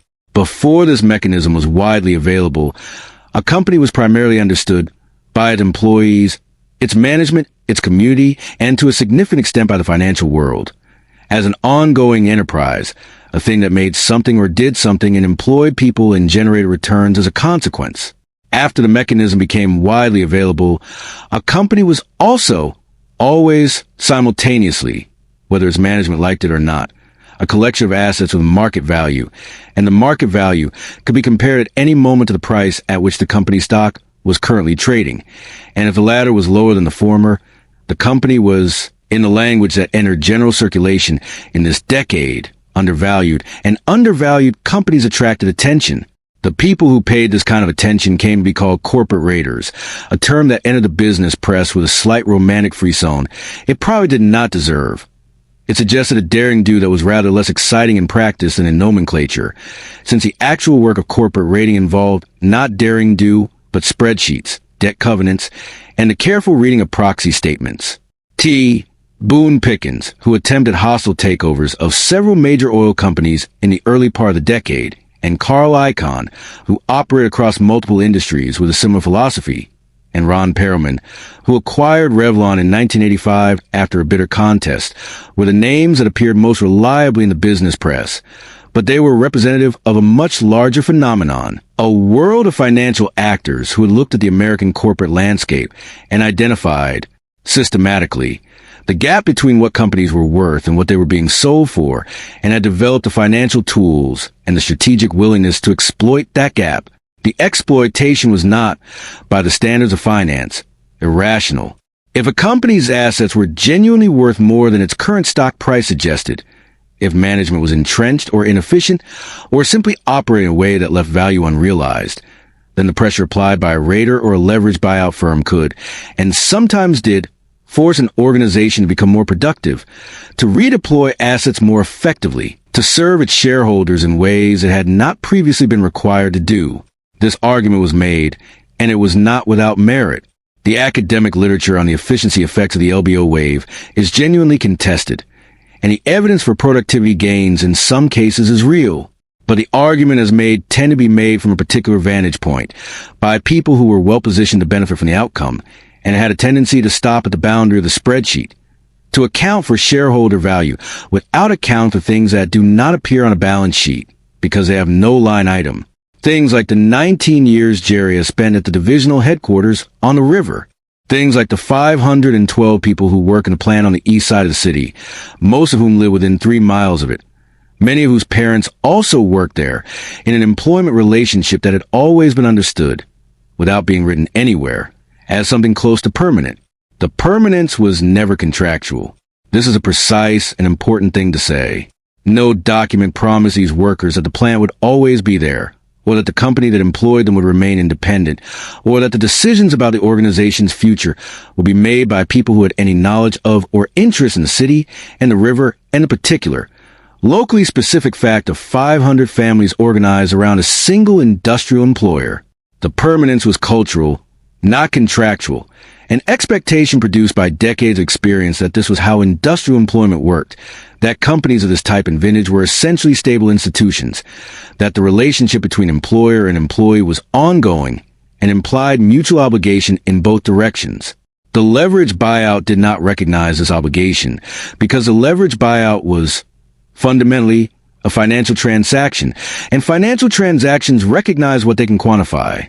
Kohlberg Kravis Roberts, KKR, the firm whose name would become, by the end of the decade, essentially synonymous with the leveraged buyout, had been founded in 1976 by 3 men who had worked together at Bear Stearns and who had developed a conviction that the gap between asset values and stock prices in American industry was both real and systematic. They were right.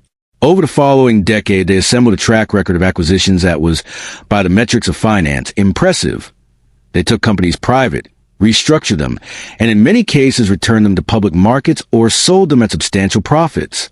The human cost of some of these restructurings, the plant closures, the workforce reductions, the benefit cuts, the pension fund arrangements that left some workers with less than they had been expecting, was real and documented, though the documentation happened mostly in the form of congressional testimony and journalism rather than in the financial analyses that govern the decisions being made.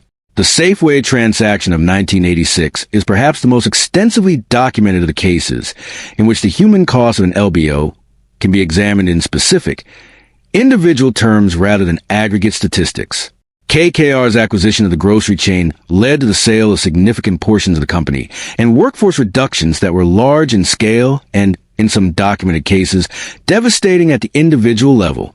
A Washington Post investigation years later found specific instances of former employees, workers who had spent decades with the company, who had organized their retirements and their sense of economic security around the assumption that the relationship was stable, who did not survive the reorganization in the most literal sense.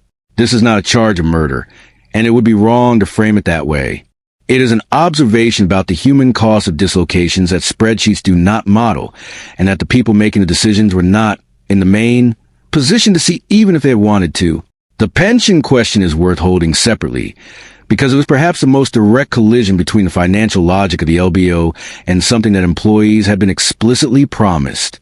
Company pension funds, the defined benefit plans that guaranteed workers a specific monthly income in retirement, calculated from years of service and final salary, were required by federal law to maintain sufficient assets to cover their future obligations. But the law also recognized, in certain circumstances, that a pension fund could be more than fully funded, that it could have, at a given moment, more assets than were required to cover projected obligations, and this surplus was, under the rules as written, accessible to the company under certain conditions. In the context of a leveraged buyout, where the new owners were managing very significant debt loads and were looking for every available source of cash to service them, pension fund surpluses were not invisible. They were on the balance sheet. They were, to the financial minds examining that balance sheet, value, the practice of accessing pension surplus, sometimes described as a reversion, which is a technical term, and sometimes described in less technical terms by the people whose retirements were affected, was legal under rules as they existed in the early and middle part of the decade. It became less so, or at least more restricted, as Congress began responding to the scale at which it was happening. But for a window of years, the surplus that workers and their employers had contributed to pension funds over decades of employment could be, and was redirected toward the financial needs of transactions that had nothing to do with those workers' retirements and everything to do with the arithmetic of deal structures assembled far away. Jerry does not know yet, reading the memo on Tuesday morning, what will happen to the pension.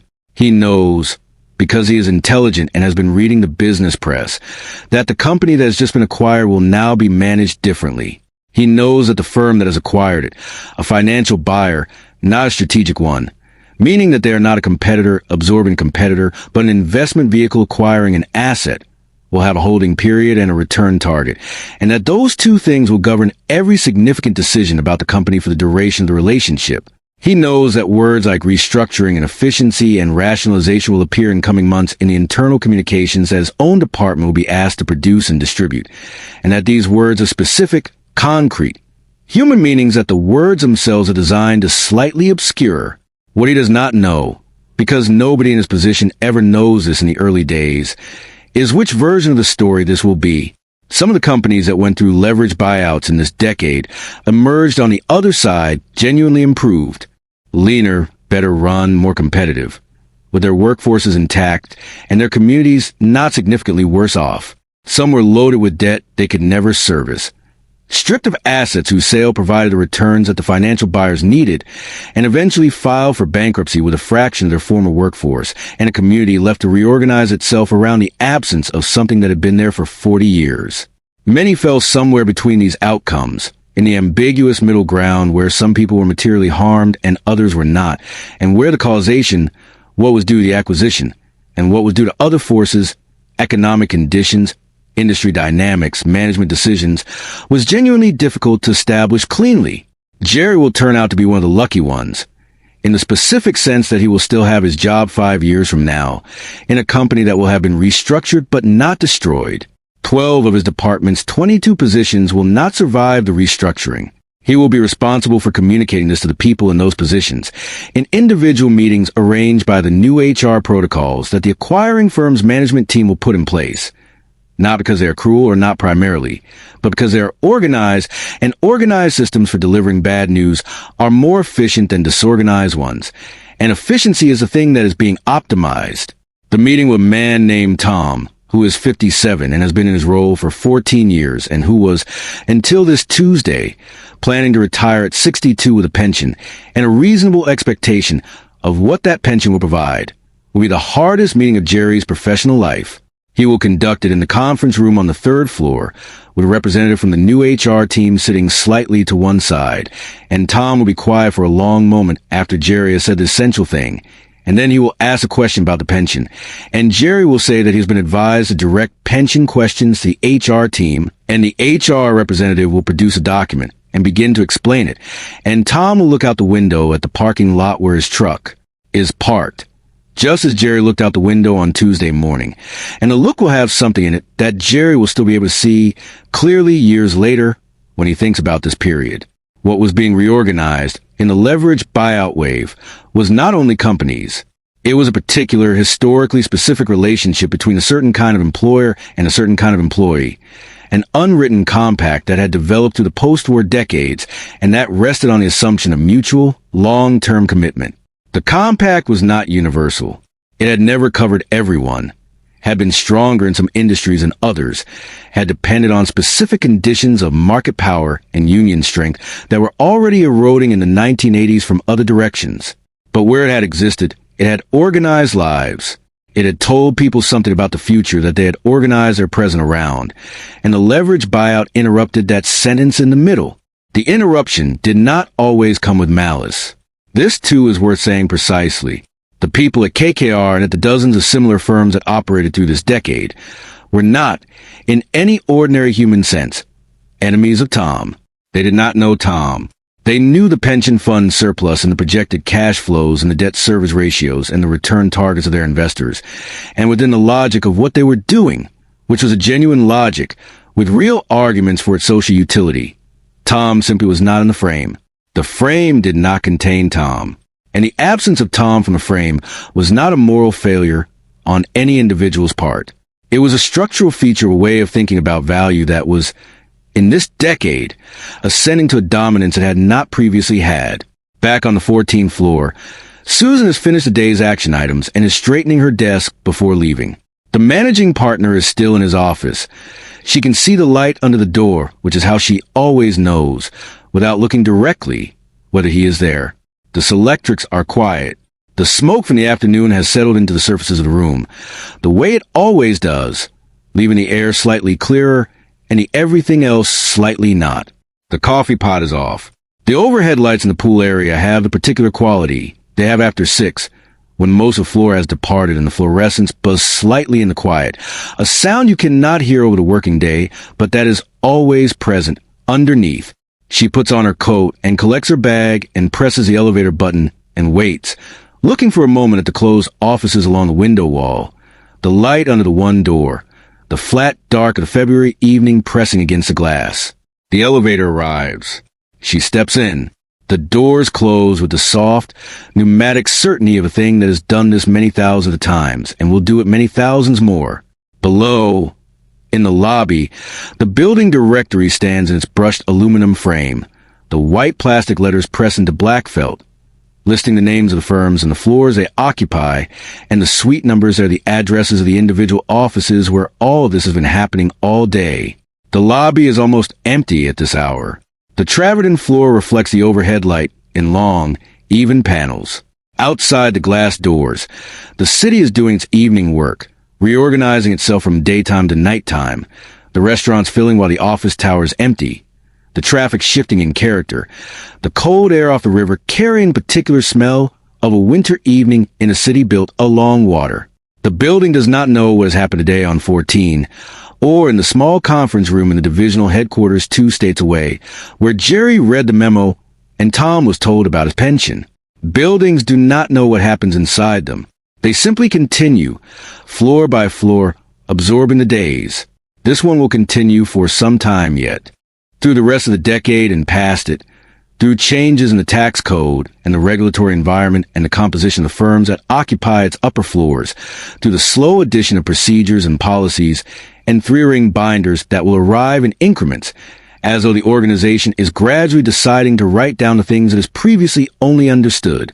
Through the departure of the managing partner, who will retire in 1991, and the promotion, eventually, of Karen, who will become a partner in 1994, and who will take a client to lunch, though not the grill, which will close in 1989, when its owner retires, and the lease comes up, and the building owner decides to convert the ground floor space. But that is later, and we are still here, in the winter of the mid-decade, and the lobby is quiet, and the city is doing its evening work, and the building hums in its patient, unremarkable way. Lit from within, visible from the street, 100 such buildings in the city, and 1,000 across the country, each containing its own version of the same ordinary, consequential, largely unexamined world. Above the suspended ceiling, The building breathes. This is not a metaphor, or not only a metaphor. In the space between the drop ceiling tiles and the concrete slab of the floor above, the plenum, in the language of building engineering, a word that comes from the Latin for fullness, for a condition of being completely filled, runs a circulatory system of the building's air. The supply ducts carry conditioned air down into the occupied spaces. The return ducts draw it back up through the gaps of the edges of the ceiling tiles, through the ventilation registers, back into the system to be filtered and cooled or heated and returned. The air circulates continuously, or is designed to. In some buildings, the design works as intended. In others, the system has developed, over the years since installation, the particular subtle imperfections of any mechanical thing maintained by budgets and schedules that do not always match the maintenance the thing actually requires. The building we have been spending our time in was sealed with some care during the energy crisis years, when fuel costs made the uncontrolled exchange of interior and exterior air expensive, and the tightening that was done then, the weather stripping, the caulking, the reduction in the fresh air intake to the minimum the codes required, has remained in place because there has been no specific reason to undo it. The building breathes a smaller breath than it once did. The air it recirculates has been recirculated for longer before it is refreshed. What is in the air when it enters the system returns in the air when the system exhales it back. In the ceiling above the 14th floor, running along the east wall where the original mechanical installations are concentrated, there is insulation applied during construction in 1971. It was applied with complete professional confidence, because in 1971 the profession had not yet fully absorbed what the medical literature was beginning to document about this particular material. The material is a compound silicate mineral, fireproof, and excellent at insulation, with a long history of use in building construction going back to the early part of the century. In 1971, its use in certain applications was still within the normal range of construction practice, though concerns have been accumulating in occupational medicine since the 1960s, when researchers studying shipyard workers and factory laborers who had worked with the material for decades were finding, in those populations, elevated rates of certain lung conditions. The conditions were severe. The latency period between exposure and the development of symptoms was long, sometimes 20 or 30 years, which meant that the danger was essentially invisible at the point of exposure, which meant that the connection between the exposure and the eventual harm had to be assembled retrospectively, across a gap of decades, by researchers who were doing the slow, painstaking epidemiological work of looking backward at the lives of people who had been harmed and asking what they had in common. The insulation in the ceiling above the 14th floor is not shedding fibers into the air on any given Tuesday, or not in quantities that any instrument in regular use is detecting. It is stable, as installed insulation typically is when it has not been disturbed. The concern arises when it is disturbed, when the ceiling tiles are moved for electrical work, when renovation removes a section of pipe, when the normal wear of decades begins to erode the material's surface integrity in ways that are not visible from below. The maintenance staff who go up through the ceiling tiles periodically come back down, as we have noted, with a gray residue on their sleeves. They brush it off. There is no protocol in 1983 or 1984 that tells them to do anything else. The protocol will come partially in 1986 when Congress passes the Asbestos Hazard Emergency Response Act, which requires schools to inspect for asbestos-containing materials and develop management plans. Commercial office buildings are addressed differently, by a patchwork of regulations that develop more slowly and less comprehensively, and the gray insulation above the 14th floor will remain above the 14th floor, largely undisturbed, for years yet. The people on the 14th floor are not, in any measurable sense, in immediate danger from the insulation. This is important to say precisely. The science of asbestos exposure risk is a science of dose and duration and fiber type, and the people on this floor are not receiving the doses that produce the outcomes that have appeared in the research literature. But they are receiving something, and they do not know what they're receiving, and the not knowing is itself a feature of the environment that is worth naming, because it is characteristic of something larger. The building is not trying to harm anyone. The people who built it were not negligent by the standards of their time. The people who maintain it are not cutting corners, in any conscious sense. What is happening is simpler and stranger than negligence. The building contains things whose nature is not yet fully understood by the people inside it, and the not understanding is not a failure of individual intelligence or care. It is a condition of being inside a particular moment in the long, slow process by which human beings come to understand the environment they have built for themselves. This is a condition that the 1980s office shared with every decade before it, and shares with every decade after. The things that are harming people are usually not the things that feel dangerous. They are the things that feel ordinary. The photocopier is in a small room off the main corridor, a room about the size of a large closet, with a door that is usually open because the machine's paper tray is refilled several times a day, and leaving the door open makes the refilling slightly easier. The machine is a good one, a Xerox model that was state-of-the-art when the firm acquired it 2 years ago, and that has performed reliably since, with the occasional paper jam that everyone on the floor has learned to clear through a sequence of panel openings and paper extractions that the machine's manual describes, and that everyone has memorized because the manual is now somewhere in a supply cabinet, and nobody has looked at it since the second month. The machine uses dry toner, a fine powder that fuses to the paper under heat and pressure, to produce the clean, legible copies that the firm requires for its documentation, and it produces, as a byproduct of its electrostatic process, a small but measurable quantity of ozone. The ozone gives a copy room its characteristic smell. Sharp and slightly electric, not unpleasant to most people. Simply the smell of the machine doing its work. The questions that researchers and eventually regulatory bodies will begin to ask about office photocopier emissions, about the fine particulates in toner dust, about the ozone, about the other compounds produced during the copying process, were not yet, in 1983, the questions that anybody on the 14th floor was asking.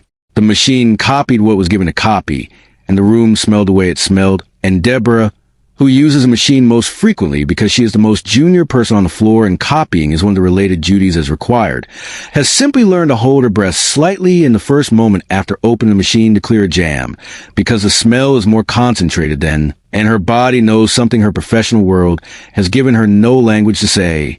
The word that would eventually be a symbol for what was happening in buildings like this one. In office buildings across the country that had been tightened against energy loss and filled with new synthetic materials and equipped with machines whose emissions were not yet fully characterized, was sick building syndrome. The phrase would enter professional literature in the early 1980s, and the Environmental Protection Agency would begin studying what it called indoor air quality with increasing seriousness as the decade progressed, finding in the controlled environments of modern office buildings, levels of certain pollutants that were, in some cases, meaningfully higher than the levels outside those buildings, in the open air of cities that were, by most available measures, considerably more polluted than the carpeted, climate-controlled interiors that their office workers inhabited for 8 or 9 hours each day. Formaldehyde was one of the compounds that kept appearing in the measurements. New carpet off-gases it. New particle board furniture, of the kind being installed in the renovated offices of buildings like this one throughout the early 1980s. Off-gases it. New paint off-gases it. The compounds produced by the cleaning product applied each evening by the maintenance staff to the surfaces of the floor off-gas into the sealed air of the building overnight. And the next morning's workers arrive into an atmosphere that has been sitting with these emissions since 5:30 the previous evening, and that the overnight ventilation system, running at reduced capacity, because the building is empty and efficiency is being managed, has not entirely cleared. Most people feel fine. Or fine enough, which is different. There is a particular late afternoon heaviness that the experienced office workers on the 14th floor know well, a quality of air and of attention that settles in around 3 o'clock, and that has always been attributed to the natural rhythms of the workday, to the post-lunch softening, to the accumulated hours of effort. It is attributed to these things because these things are available as explanations, and because the alternative explanation requires a way of thinking about the air that the building has not prompted anyone to develop. Susan has a headache on most Friday afternoons.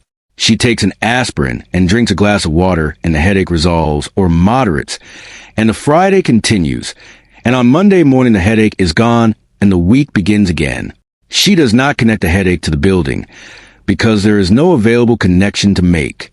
The headache is simply a Friday headache, the accumulated product of a week's effort, which is the explanation that the world provides and which she has no reason to question. There is a terminal on a desk near the window. It arrived 8 months ago, as part of a pilot program the firm is running to assess the utility of what the business press is calling electronic workstations. The early personal computers and dedicated word processing systems that are beginning to appear in offices across the country, harbingers of something that is happening with a speed that the organizations absorbing it have not yet fully registered. This particular terminal is a dedicated word processor rather than a full personal computer, a machine whose function is specifically and only the composition and editing of text, and it sits on a desk near the window, and is used primarily by Susan, who has found that it does, in fact, make the revision of documents considerably faster than the Selectric, and who has approached it with the pragmatic competence she brings to every new instrument the firm places in her care. The terminal has a screen, a cathode ray tube, glowing a soft green, and Susan sits in front of it for several hours a day, and there is a particular quality of attention the screen requires that is different from the attention the Selectric requires, a kind of forward lean, a slight narrowing of focus, and at the end of a long day at the terminal, she has begun to notice a tiredness in her eyes and a tightness across the tops of her shoulders and the back of her neck that was not quite present before the terminal arrived. She is not alone in this. Across the country, as the personal computer and the dedicated word processor begin to colonize office environments with a speed that is genuinely remarkable, the installed base of personal computers in American businesses roughly doubles in the early years of the decade, and then doubles again. The bodies of the people using them begin to register the cost of work that asks the human frame to hold a specific, static, slightly compressed posture for hours at a time, and to fix its gaze on a glowing screen at a specific distance, and to move its hands in a specific, repetitive pattern across a keyboard. The bodies register this long before the profession of medicine has developed, in any organized way, the conceptual tools to understand what is being registered. Repetitive strain injury is a term that exists in the medical literature by the early 1980s, but it is not yet a term that has made the journey from the medical literature into the everyday understanding of either workers or employers. Carpal tunnel syndrome, the specific nerve compression condition produced by certain patterns of repetitive hand and wrist movement, which will become, by the end of the decade into the 1990s, one of the defining occupational health stories of computer age. It is understood by physicians, but is not yet the household term it will become. The connection between keyboard work and wrist pain is not being tracked, not being counted, not being reported as an occupational phenomenon in the way it will eventually be required to be reported. Susan's wrists ache on the evenings when she has spent most of the day at the terminal. She has mentioned this once to her doctor, who pressed on the relevant points and said it seemed like tendinitis and suggested she rest her hands when she could. She rests her hands when she can, which is not very often, and the ache persists at a level she has decided to absorb as part of the cost of the work, which is how most costs are absorbed by most workers in most workplaces in most eras. Quietly, individually, without the collective vocabulary that might name them as something other than personal bad luck. The chair she sits in was not selected with any of this in mind. It is a good office chair, adjustable height, decent padding, armrests, but the concept of ergonomic design of furniture and equipment specifically engineered to the biomechanics of the human body in its working configurations is in the early 1980s largely the province of specialized research in Scandinavian design philosophy, and has not yet become either the regulatory requirement or the commercial mainstream that it will become. The chair does what chairs are understood to do. It supports the person sitting in a general, conventional way, and the specific, precise demands of hours of keyboard work on the angle of the wrist and the curve of the lower back and the focal length of the eyes are not par what either the chair or its buyer has been asked to address. The afternoon light has shifted while we've been here. Think about the ceiling and the air and the terminal's green glow. It is later now. The light of the window offices is thinned into early evening, that particular blue-gray that comes before the sky goes dark, and the floor is thin with it. The Selectrics are quiet. The terminal screen still glows at Susan's desk, where she has left the document mid-revision, planning to return to it after delivering the last action items. And the green light of it is the most vivid thing visible from across the room. Small and steady, and slightly eerie in a way that all luminous screens are slightly eerie when the room around them has darkened, as though the screen is asserting something that the rest of the room is too tired at this hour to contest. The building is quieting around its remaining people. In the floors above and below, other floors are doing the same thing. The lights going off in sections as the last people leave, the ventilation settling into its reduced speed evening mode, the accumulated exhaled air of the workday beginning the long overnight process of being very slowly exchanged. The elevator car, when it arrives, is empty and warm, and it carries whoever is leaving down through the building silences, floor by floor, and deposits them in the lobby with its travertine floor and its felt directory of white plastic letters. And the doors open to the street. The street is cold and clear, the way winter streets in the city often are after dark, a clean, empty coldness, the temperature having dropped several degrees in the time since the morning elevator brought people up. The city sounds at this hour are different from the daytime ones. Fewer and more distinct, each one arriving with a clarity that the layered noise of the working day obscures. A bus, a car with a bad muffler. Somewhere several blocks east, music from a doorway, brief and then gone. The sound of a city in the process of becoming its nighttime self, which is a different city from its daytime self, with different people in it and different needs, though the buildings are the same buildings, standing in the same dark, lit from within by the offices and the cleaning crews, and a few people who are still, as people always are, still at work. The managing partner's light is still on. It will be on for another 40 minutes. He is reviewing a document that should have been reviewed this morning, but the morning went where mornings go, and now he is reading in the quiet of his office, in the good light of his desk lamp, with the city behind him the window, and the day nearly done.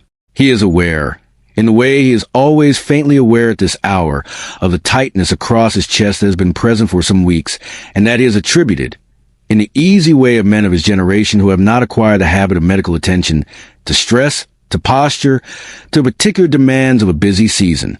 He has not been to a doctor about it. He will go eventually, but not yet, because not yet has been sufficient so far for all the things he has applied it to. The building hums around him. The ventilation turns in the ceiling above him. The air that has been breathed all day in all the rooms on all the floors continues its quiet circuit through the ducts and returns. The gray insulation above the suspended tiles is undisturbed. The terminal at Susan's desk glows its steady green in the empty pool area, waiting for a hand that will not return until morning. This too was the world as it was. The ordinary, daily, largely invisible cost of inhabiting an environment that was doing its best to sustain the people inside it, and was doing so, in most respects, quite well by the best understanding available, which was not the same as a full understanding that would come in pieces over the decade and decades that followed. The best understanding available was always what was used. It was never quite enough. It never is.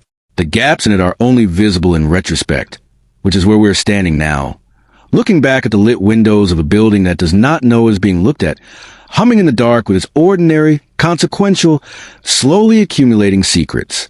Change, when it comes to places like this, does not arrive the way the movies suggest. It does not arrive on a particular morning with a particular quality of light, announced by some signal that everyone in the building simultaneously recognizes as a signal. It arrives the way most things arrive in the lives of institutions and the people inside them, gradually, and then in pieces, and with a long period in between during which anyone paying close attention might have detected the accumulation, but during which most people were paying attention to other things, because other things were always immediately more pressing than the slow drift of a world rearranging itself. The 3-ring binder appeared on a shelf in the HR office sometime in 1986. This is a small thing and a real one, and it is perhaps the most characteristic image of how the decade began to change from the inside. Not a law, passed with ceremony. Not a crisis, resolved with drama. A binder, added to a shelf, containing a document that had been drafted by someone, a new hire in a newly expanded HR function, or an outside consultant, or a committee assembled for the purpose. And that said, in the careful language of a document that knows it is being read for implications as much as for content, that the firm had a policy, that certain behaviors were not acceptable, that there was a process, that the process had steps. The document was not nothing. It would become, over the following years, more specific and more consequential. As the legal landscape around workplace conduct clarified, as the court decisions accumulated, as the regulatory guidance developed, as the cultural conversation about what happened in offices became, slowly and unevenly, a conversation that people were willing to have out loud. The Meritor Savings Bank case, decided by the Supreme Court in 1986, established with a clarity that had not previously existed that sexual harassment was a form of sex discrimination prohibited by the Civil Rights Act. The decision did not change everything overnight. Decisions rarely do. But it gave the three-ring binder something to point to, and the binder gave a decision a place to live, in offices across the country, on shelves that had not had anything like it before. Susan read the binder when it arrived. She read it the way she read most documents that came through the office, with attention, and with a kind of practiced literacy for what the document was actually saying beneath what it formally said. She found it interesting, which is perhaps an understated word for the experience of reading. For the first time, a document that described in plain institutional language things she had been managing wordlessly for 11 years. She did not feel vindicated. Exactly. She felt something quieter than that. A mild, slightly tired recognition. The way you feel when something you have known privately for a long time is finally said aloud by someone else. The managing partner read it too, or had it summarized for him, which is a distinction that itself contains something. He found it reasonable and somewhat obvious, because the things it prohibited were not things he thought himself as doing. The gap between what the document described and what he recognized in his own behavior was genuine, not strategic. He was not dissembling when he read the policy and thought it sensible. He simply had not, in 11 years of working alongside Susan and Karen and Deborah and the others, developed a way of seeing what was visible to them. The document that named the thing could only be read as a description of the thing by someone who could already see the thing, and the thing that made seeing it difficult was the same thing that had made it possible. The complete, comfortable, decades-long naturalness of the world it described. By the late 1980s, the world was shifting in ways that were real enough to be felt, even if they were not yet dramatic enough to be described as transformation. The insider trading enforcement wave had arrived with Ivan Boesky's fall in 1986 and had moved to the financial community, with a particular, chastening force of an example made publicly and at scale. The jail sentences that followed, Boesky's, Levine's, and eventually Milken's, were not just individual consequences. They were a restructuring of the atmosphere, a demonstration that the latitude the financial world had assumed was available to it was available only until it was not, and that the not was now here. The leverage buyout wave continued into the end of the decade and reached its own culminating moment in the RJR Nabisco transaction of 1988. The largest leverage buyout in history at that point, conducted at a scale and with a level of public attention that made it, in retrospect, something close to a period-defining event, the subject of a book that would become the decade's definitive account of itself as seen from the conference rooms and the deal tables where the defining decisions had been made. The transaction closed. The debt was managed barely. The company survived in a form that bore the marks of what had been done to it. The decade was almost over. The tax code changed. In 1986, the Tax Reform Act reduced the deductibility of business meal expenses from 100% to 80%, and the symbolism of this was perhaps as significant as the financial effect. It was a formal acknowledgement, written into law, that the free martini lunch occupied a space where public subsidy and private excess had been doing business together for 40 years, and that the arrangement was worth revisiting. The deduction did not disappear. The lunches did not disappear. The grill did not close because of tax policy, but because its owner retired in 1989 and the timing felt right, and the building owner had other plans. But the adjustment signaled something. A slight redrawing of the line between the personal and professional, conducted in the language of fiscal policy, because that was a language available. Richard retired in 1988 at 57, earlier than he had planned. The firm gave him a dinner at a steakhouse on the north side, the same steakhouse where the managing partner sometimes takes clients from Dallas. And his colleagues said the things that are said at such dinners, and he said the things that are said in response. And someone made a joke about the scotch that produced a particular quality of laughter, warm and fond, and slightly uncomfortable in the way of jokes that are true. He has a house in a warm state now, and he plays golf 3 times a week, and by most measures he is well. The bottle in the desk drawer was simply left behind, and a new person put their own things in the drawer, and the drawer became an ordinary drawer. The asbestos above the 14th floor was eventually addressed, not in 1983, And not because anyone on the 14th floor identified it, but through the slow accumulation of regulatory pressure and legal liability that made its management eventually unavoidable. The work was done on a weekend by a crew in full protective equipment. And on Monday, the ceiling tiles sat back in their grid, as they had always sat, and the air in the plenum was what it had been made to be, and almost nobody on the floor knew that anything had changed, which was, in its way, a kind of conclusion. The thing had been done, and the doing of it had been invisible, and this is often how the corrections are made. Not with ceremony, but with a crew on a weekend and a set of tiles replaced in a grid, and a Monday morning that looks like every other Monday morning. The terminal at Susan's desk was replaced in 1987 with a personal computer that ran a word processing program considerably more capable than the dedicated machine it replaced, and Susan learned the software with the same pragmatic fluency she had brought to every instrument the firm had given her, and the ache in her wrist intensified somewhat, and eventually she mentioned it again to her doctor, who by this time had encountered enough similar cases to name it more specifically, and she was given a wrist support to wear, and the firm, responding to guidance that had begun appearing in professional HR literature, purchased a different kind of keyboard, lower profile, and adjusted the height of the terminal relative to the desk, and the ache moderated. These are small things. They are also real things, and they accumulated, and the accumulation was a change. By 1989, the 14th floor was not dramatically different from the floor it had been in 1983. The carpet was the same carpet, or nearly, a replacement in the same color, purchased when the original reached the end of its useful life. The window offices still occupied the perimeter. The pool area was still the pool area, though it had fewer electrics and more terminals, glowing their various greens and ambers in the fluorescent light. There was still smoke in the air, though less of it. A voluntary policy had reduced smoking to designated areas, which in practice meant the small kitchen at the end of the hall, and the particular quality of the air in the rest of the space had shifted enough that you could notice it if you remembered what it had been. Karen was promoted to senior associate in 1988. It was a real promotion, arrived at through a combination of sustained excellent work and the slow, grinding, unremarkable persistence that advancement in this kind of organization always requires from the people it is made to work hardest for it. She accepted it with a satisfaction that was genuine and a tiredness that was also genuine, and she went back to her desk and her work, which was what she had always done. Susan is still here.